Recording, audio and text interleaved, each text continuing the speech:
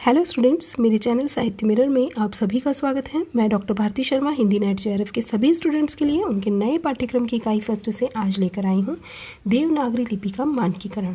तो पढ़ते हैं।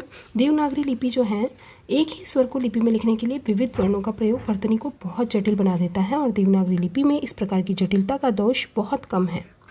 फिर भी कुछ कठिनाइयों को दूर करने और उसका मानक स्वरूप निर्धारित करने के लिए भारत सरकार की शिक्षा मंत्रालय ने सन 1961 में एक विशेषज्ञ समिति नियुक्त की, जिसने अप्रैल 1962 में जो अंतिम सिफारिशें दी हैं उनके आधार पर हिंदी के वर्तनी संबंधी निम्नलिखित नियम बने हैं। उन नियमों को हम जान लेते हैं कि कौन से नियम हैं। वो है संयुक्त वर्ण। पहला, संयुक्त वर्ण की अगर हम बात करते हैं तो संयुक्त वर्णों में ध्यान दीजिएगा, संयुक्त वर्ण में खड़ी पाई वाले व्यंजन हैं और अन्य व्यंजन हैं। तो खड़ी पाई वाले व्यंजनों की बात करते हैं तो जैसे ख हैं, ध हैं, ऐसे प हैं। तो इनके ये जो खड़ी पाई लगी हैं इन व्यंजनों में, इनके अद्राक्षर कैसे प्रयोग होंगे, इनके आधे अक्षर कैसे प्रयोग होंगे। अगर कहीं लिखा जाता है ख्याति तो हम इनके खड़ी पाई को हटाकर ही काम में लेंगे। जैसे ध्वनि है तो ध को हमने आधा किया। प जैसे प्यास हैं तो हमने यहाँ पर प को आधा किया, तो इनकी खड़ी पाई को हटाकर अद्राक्षर बनेंगे। और अगर अन्य व्यंजनों की बात करते हैं तो बहुत सारे व्यंजनों में बहुत सारी जो है मानक रूप तय हुए हैं। वो मानक रूप जैसे कि पक्का, पहले ऐसे पक्का शब्द लिखा जाता था, अब ये मानक नहीं होगा, पक्का ऐसे ही लिखा जाएगा। आगे बात कर रहे हैं हम जैसे विद्या। विद्या शब्द ये और एक इस तरह से लिखा जाता है विद्या। तो इन दोनों रूपों में से वैसे कहने को सही दोनों है, लेकिन मानक की बात अगर हम करते हैं तो मानक रूप यही स्वीकार किया गया है, इसे स्वीकार नहीं किया गया है। ऐसे ही बहुत से शब्द हैं। जैसे हम बात करते हैं और शब्दों की तो बुद्धिमान शब्द हैं। तो पहले बुद्धिमान जो शब्द हैं वो ऐसे प्रयोग होता था, लेकिन मानक रूप में अगर प्रयोग करेंगे तो बुद्धिमान जो शब्द हैं वो इस तरह से ही प्रयोग में लाया जाएगा। ऐसे ही शब्द अगर वृद्ध की बात करते हैं तो वृद्ध शब्द में ये वृद्ध शब्द होगा, काम में लिया जाएगा वृद्ध। ऐसे ही बुद्धि शब्द में इस तरह से प्रयोग लिया जा सकता है, बुद्धि में ये प्रयोग लिया जाएगा, क्योंकि ये शब्द जो है वो संस्कृत से हूबहू आए हैं। लेकिन अगर हिंदी में तद्भव रूपों में अगर हमने इसको माना है तो हम इस तरह से इसका मानक रूप मानेंगे। तो ऐसे संयुक्त सारे बहुत सारे ऐसे वर्ण हैं जो संयुक्त वर्ण हैं, उनका रूप कैसा होगा ये हमने यहाँ पर खड़ी पाई वाले व्यंजन और अन्य व्यंजनों में देखा। हम अगर बात करते हैं विभक्ति चिन्हों की, तो विभक्ति चिन्हों में हम हिंदी के विभक्ति चिन्ह जैसे कि होते हैं कारक चिन्ह या विभक्ति चिन्ह एक ही होता है। जैसे राम ने, राम को, इस तरह से अगर कहीं भी विभक्ति चिन्ह आता है तो उसे हम अलग करके लिखेंगे। लेकिन अगर वही विभक्ति चिन्ह सर्वनामों के साथ लगता है, सर्वनाम के साथ अगर लगता है तो हम उस ने का प्रयोग इसके सर्वनाम के साथ ही करेंगे। उसने, उसको हम इसके साथ मिलाकर करेंगे। ये एक बात विभक्ति चिन्हों की हुई। दूसरी बात अगर हम क्रियापदों की करते हैं तो क्रियापद जो हैं वो जैसे क्रियापद आते हैं कि पढ़ा करता है या बढ़ते चले जा रहे हैं। एक शब्द आता है बढ़ते चले जा रहे हैं।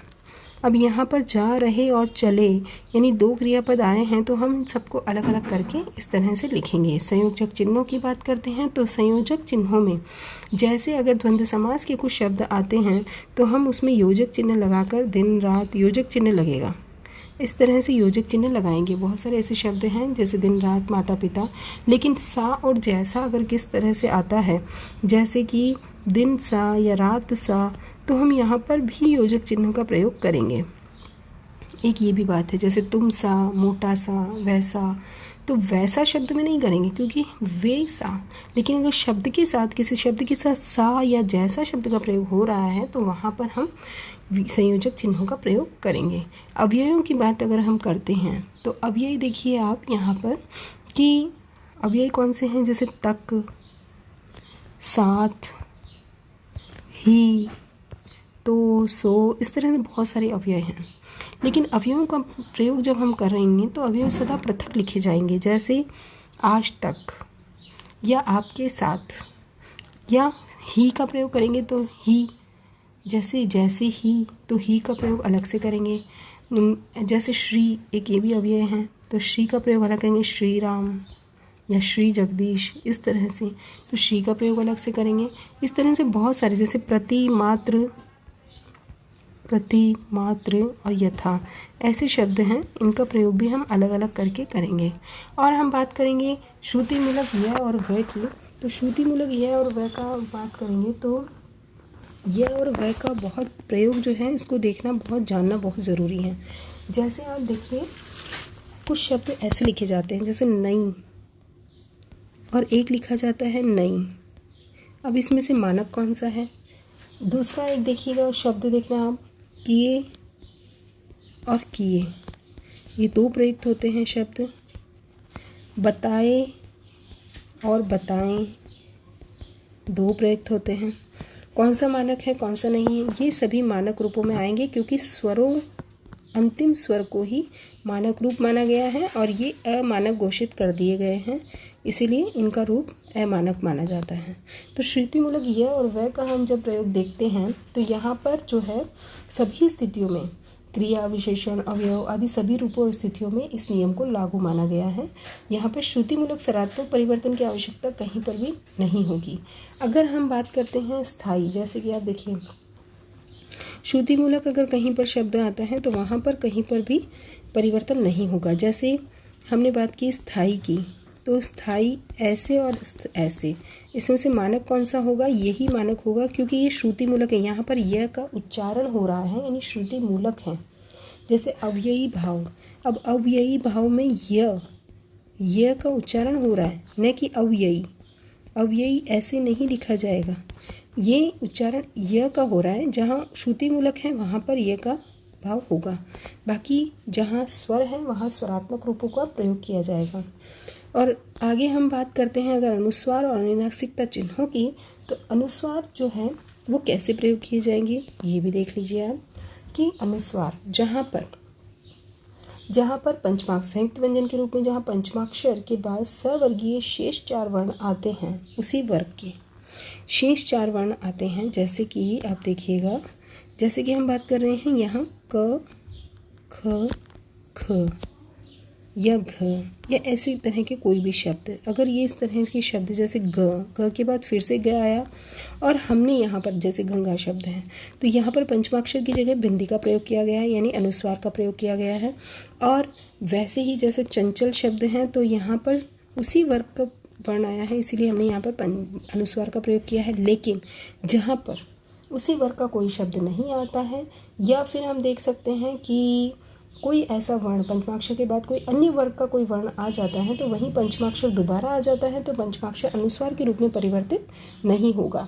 जैसे कि आप देखिएगा, जैसे कि हम बात करते हैं वांग्मय की, तो देखिए वांग्मय जो शब्द हैं, इस वांग्मय में क्या हुआ है, म और ये पंचमाक्षर आया है यहाँ पर, तो पंचमाक्षर में बिंदी का प्रयोग यहाँ पर हमने इस तरह से नहीं किया है। वांग्मय क्यों नहीं किया है? क्योंकि यहाँ पर पंचमाक्षर के बाद यहाँ पर अन्य वर्ग का कोई वर्ण पंचमाक्षर आया है। ऐसे ही और वर्णों को अब देखिएगा, जैसे कि हम बात कर रहे हैं सम्मेलन, चिन्मय की बात कीजिए। देखिए आप चिन्मय, अब चिन्मय वैसे संधियाँ अगर पढ़ी हैं तो आप इसे जानेंगे, लेकिन फिर भी मानक रूप का देखना चाहें तो लिपि में मानक रूप ये तय हो गए हैं। आगे हम बात करते हैं अनुनासिकता की, तो देखिए अनुनासिकता जो है वो कैसे है कि जैसे हंस और हंस और हंस, इन दो रूपों में देखिएगा कि यहाँ पर अनुनासिकता है और यहाँ नहीं है, तो इसमें हम जब उच्चारण करते हैं तो यहाँ पर ऊपर मात्रा होने के कारण चंद्रबिंदु, यहाँ पर क्या है, हमने यहाँ पर चंद्रबिंदु का प्रयोग किया है। अनुनासिकता के लिए चंद्रबिंदु का प्रयोग होगा, ये एक नियम बना है मानक देवनागरी लिपि में। लेकिन अगर यही कहीं हमने बात की कि कोई ऐसे वर्ण हैं जैसे कि में या फिर नहीं, तो इस तरह से हम अनुनासिकता का प्रयोग इनमें कैसे करेंगे, बिंदी का प्रयोग करके। हम यहाँ चंद्रबिंदु की जगह अनुस्वार का प्रयोग करेंगे।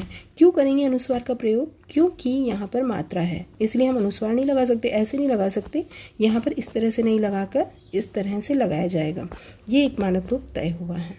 हल चिन्हों की हमने यहाँ पर विदेशी ध्वनियों की बात करते हैं अब हम अनुनासिकता के बाद। तो विदेशी ध्वनियाँ तो बहुत सारी हैं, लेकिन फिर भी हम देख लेते हैं एक बार कि जैसे क, ख, घ, ज, फ, इन सब की यहाँ पर नुक्ता लगाकर हम इन विदेशी ध्वनियों को लिखेंगे। और विदेशी ध्वनियों में अगर हम बात करते हैं तो जैसे गर्दन और गर्दन, ये दोनों ही वर्ण जो है, दोनों ही शब्द मान्य हैं, मानक हैं। क्यों? क्योंकि यहाँ पर हमने विदेशी वर्ण है और विदेशी से लिए गए शब्द हैं, तो शब्दों को साथ हमने यहाँ पर दोनों प्रयोग यहाँ पर चलते हैं। जैसे फुर्सत शब्द को देख लीजिए आप, विदेशी में देखना चाहें तो जैसे फुर्सत। अब फुर्सत ऐसे भी लिखा जाएगा और ऐसे भी लिखा जाएगा फुर्सत, तो दोनों रूप इसके मान्य हैं। इसलिए मानक में विदेशी ध्वनियों में सब मानक हैं। हल चिन्हों की बात करते हैं तो हल चिन्ह जैसे पहले लिखा जाता था, हल चिन्हों में महान या फिर विद्वान ऐसे शब्द लिखे जाते थे पहले, लेकिन यहाँ पर जो है विद्वान और महान शब्द जो हैं वो इस तरह से मानक नहीं माने गए हैं। उसमें मानकीकरण में यहाँ पर महान शब्द जो है माना गया है, जहाँ पर हल नहीं लगाकर सिर्फ महान ऐसे लिखा जाएगा। तो हल चिन्हों का प्रयोग जो है वो मानक रूप में कहीं पर भी नहीं हो रहा है। स्वर्ण परिवर्तन की बात करते हैं हम अगर, तो स्वर्ण में देखिएगा आप कि स्वर्ण, जैसे हम बात कर रहे हैं संस्कृत की किसी शब्द की, जैसे ब्रह्मा की, तो ब्रह्मा का प्रयोग ऐसे नहीं किया जाएगा क्योंकि ये संस्कृत से एज इट इज़ हमने लिया है। ये जो प्रयोग करते हैं ना हम, ये रॉन्ग, गलत है। हम ब्रह्मा का प्रयोग ऐसे ही करेंगे जैसे किया जाता है, यानी जो प्रयोग संस्कृत में मान्य है वही यहाँ पर मान्य होंगे। क्योंकि स्वर्ण संस्कृत मूलक तत्सम शब्दों की वर्तनी जो कि त्यों ग्रहण कर ली गई हैं। हम आगे बात करते हैं जैसे अर्ध की, तो अर्ध शब्द जो है वो देखिए आप, अर्ध, तो ये जो प्रयोग हैं और एक प्रयोग है अर्ध, ये दो प्रयोग किए जाते हैं अर्ध में। तो यहाँ पर ये दोनों मान्य, दूसरा रूप भी मान्य किया गया है यहाँ पर, तो इसलिए ये दोनों रूप मान्य हैं। कुछ शब्द ऐसे हैं जो तत्सम से तद्भव बने हैं और कुछ शब्द ऐसे हैं जो सिर्फ तत्सम रूपों में ही प्रयोग किए जाते हैं, तो उनके लिए वर्तनी के अलग अलग नियम हैं और स्वर्ण परिवर्तन के अलग अलग नियम हैं। कैसे बोला जाता है उस आधार पर ही लिखा जाता है, क्योंकि लिपि ही वैज्ञानिक और आदर्श लिपि है, तो इसीलिए इस लिपि में इसी तरह से स्वनिम व्यवस्था पूरी तय की गई है। विसर्गों की बात अगर हम करते हैं तो देखिए, पहले जैसे मान लो विसर्ग की बात करते हैं तो संस्कृत में जैसे कोई शब्द हैं जैसे दुखानुभूति, तो दुखानुभूति जो शब्द हैं इसमें इस तरह से लिखा जाता है क्योंकि वो संस्कृत नियम के अनुसार है। लेकिन अगर हम हिंदी में प्रयोग करते हैं तो हम बिना विसर्ग के भी प्रयोग कर सकते हैं, यानी मानक रूप जो है वो विसर्ग रहित है। ये भी आपको ध्यान रहना चाहिए।